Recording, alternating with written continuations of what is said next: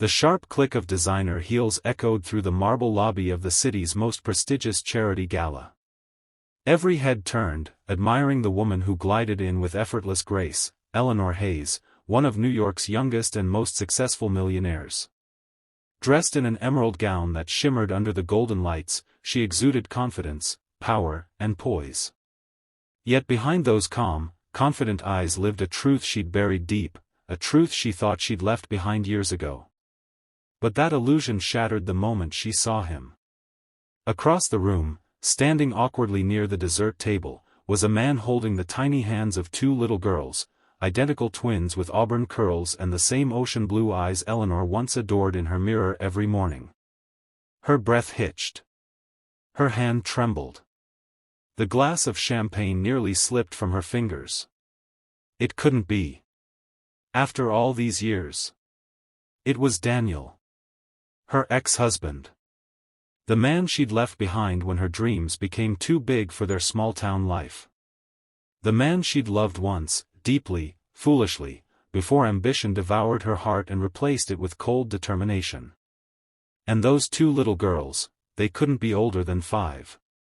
Twins. His daughters. But as the air thinned around her and memories she'd buried clawed their way back, one truth struck her like lightning: those weren't just his daughters.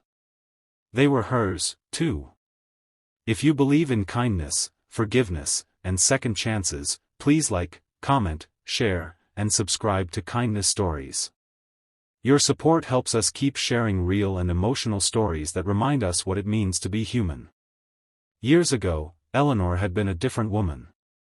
She and Daniel had built a modest life together in a small apartment over his auto repair shop. She was ambitious but full of warmth, he was steady and endlessly supportive. When she landed her first big opportunity, a job with a high-end marketing firm in the city, Daniel had smiled and told her to chase her dreams. But dreams have a cruel way of testing love. The city consumed her. The luxury, the parties, the promises of power. Daniel's love letters became background noise, his phone calls, interruptions. When she got promoted, she told herself she was doing it all for them, until she realized she didn't want them anymore. The small-town mechanic with grease on his hands didn't fit into her world of champagne and silk.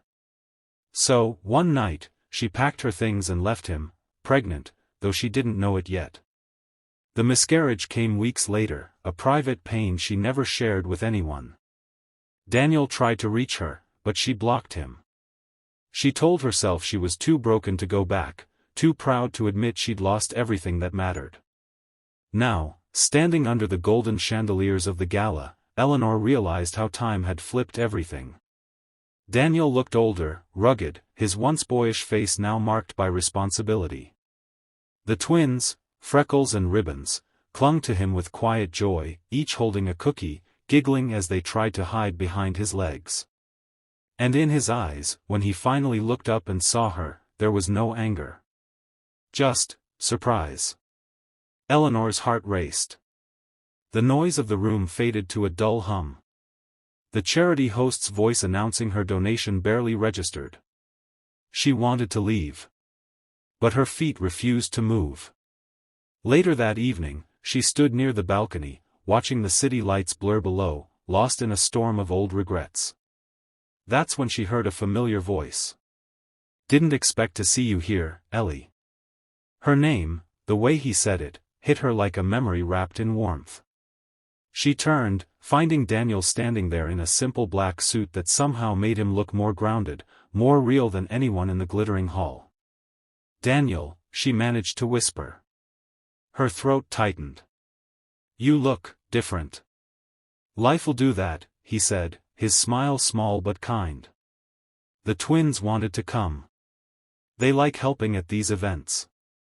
Their school runs the donation booth. The twins, she hesitated. "They're beautiful. They're my world," he replied simply. And something in his tone, calm, proud, unshaken, made Eleanor's chest ache. She wanted to ask more, but words failed her. As the night went on, she couldn't help but watch him. The way he knelt to fix the bow on one girl's dress. How he laughed softly when they whispered secrets. How his hands, once calloused from fixing cars, now gently guided his daughters through a crowd of people far richer than him. He didn't seem out of place. He didn't need wealth to belong. That night, Eleanor couldn't sleep. For the first time in years, she looked at her penthouse and felt nothing. The walls felt cold. The silence screamed louder than ever. Her reflection in the mirror, flawless makeup, perfect hair, seemed like a stranger's face. In the days that followed, she couldn't get them out of her mind. She began attending the school charity events quietly, watching from afar as Daniel volunteered. Once, she saw him arrive late, rain-soaked and exhausted, but still smiling for his daughters. They ran to him, hugging his legs, shouting, "Daddy." And Eleanor felt something inside her break open, something she thought she'd buried beneath success. One afternoon, she found herself standing outside his small suburban house. The twins' laughter spilled through the window like music. She almost left, but Daniel saw her through the glass and came out, wiping his hands on a towel. "I wasn't expecting visitors," he said, surprised but not unkind. "I shouldn't have come," she said quickly. I needed to see you." "To say?" He nodded slowly, waiting. "I'm sorry," she finally whispered. "For everything. For leaving. For not being the person you needed me to be." Daniel looked down, silent for a long moment. Then he said softly, "You were young. We both were. We wanted different things. But you made it work," she said, glancing toward the window where the twins were drawing on the glass with washable markers. "They're happy. You gave them a life." He smiled faintly. "They gave me one."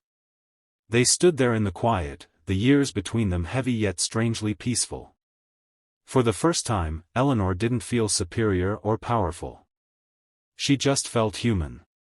Over the next few weeks, she began volunteering at the twins' school events, quietly, without making a spectacle.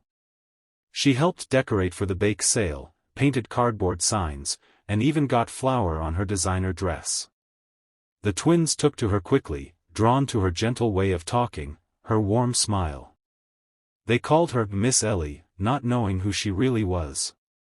One evening, while helping clean up after a fundraiser, one of the girls, Emma, tugged at her sleeve and said, "Miss Ellie, you look like our daddy when you smile." Eleanor froze. Daniel looked up from across the room, his eyes meeting hers, and for a moment, they both knew, the past couldn't be erased, but maybe it could be healed. As months passed, their awkward meetings turned into conversations. Conversations turned into laughter. The twins began spending weekends at Eleanor's house, baking cookies and watching movies. She told them bedtime stories and brushed their hair, feeling a kind of joy that money had never bought her. But one day, when the girls discovered an old photo of Daniel and Eleanor in a box, the truth came out. They ran to him, confused, clutching the faded picture. "Daddy, why didn't you tell us Miss Ellie was mommy?" Daniel hesitated, but Eleanor knelt down, tears in her eyes. "Because I wasn't ready to be the kind of mommy you deserved," she said softly. "But I'm trying to be now." The girls hugged her tightly. "We already think you're the best mommy," Emma said. That night, Eleanor cried quietly in her car before driving home. But they weren't tears of regret this time. They were tears of grace, of finally being forgiven, even by those too young to understand what forgiveness meant. She didn't expect Daniel to forgive her so easily. But one evening, as they stood on his porch watching the girls chase fireflies, he said, "You've changed, Ellie. I can see it. Maybe this time, we can start again, not as we were, but as who we are now." She smiled through tears. "I'd like that." The sound of laughter filled the warm evening air. The twins danced barefoot in the grass, their giggles echoing through the twilight. For the first time in years, Eleanor didn't feel like she was running from something. She was home. Not in a mansion. Not among millionaires. But here, with the man she once lost and the children she'd never stopped dreaming of. If this story touched your heart, please like, comment, share, and subscribe to Kindness Stories. Every engagement helps us share more real, emotional tales of redemption, love, and forgiveness. Speech balloon special request, comment below, do you believe people can truly change when given a second chance? Your thoughts might inspire someone who needs hope today. Eleanor never became the same woman again. Her company thrived, but she no longer measured success in profit margins. Her mansion felt alive now, echoing with the sound of children's laughter. She still attended galas, but not to be admired. She went to raise funds for single parents, for struggling families, for people like the one she had abandoned long ago.